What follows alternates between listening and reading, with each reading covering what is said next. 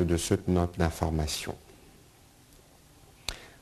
Dernier point d'information au Conseil des ministres de ce jour, relatif au programme pour la préparation militaire de base dans les établissements d'enseignement supérieur et universitaire. Le ministre de l'Enseignement supérieur et universitaire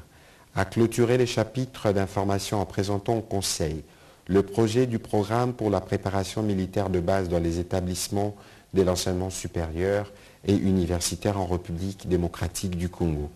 Cette initiative est la réponse concrète que les acteurs de l'enseignement supérieur et universitaire réservent à l'invitation du président de la République, consistant à renforcer, aiguiser et redynamiser le patriotisme dans les cœurs et des actes des jeunes des établissements d'enseignement supérieur et universitaire. Pour ce faire, réunis le 15 novembre 2022 à l'Académie de Beaux-Arts, les acteurs du secteur de l'enseignement supérieur et universitaire,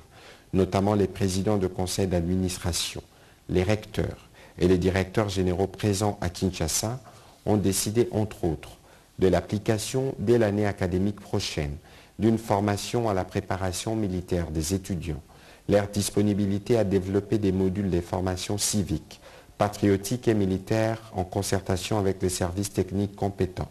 leur détermination à joindre leurs efforts à ceux de toutes les forces vives de la nation pour la défense de la patrie. Faisant suite à la proposition des acteurs du secteur précité, le ministre de l'Enseignement supérieur et universitaire a pris contact avec son collègue de la Défense pour les modalités de mise en œuvre. Ces derniers ont mis à disposition les experts du Collège des hautes études de stratégie et de défense. Les différents échanges ont abouti à la nécessité d'outiller davantage les étudiants par les modules des formations civiques, patriotiques, pragmatiques et militaires.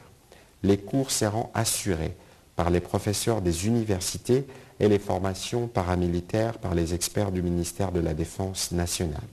Le Conseil a pris acte de ces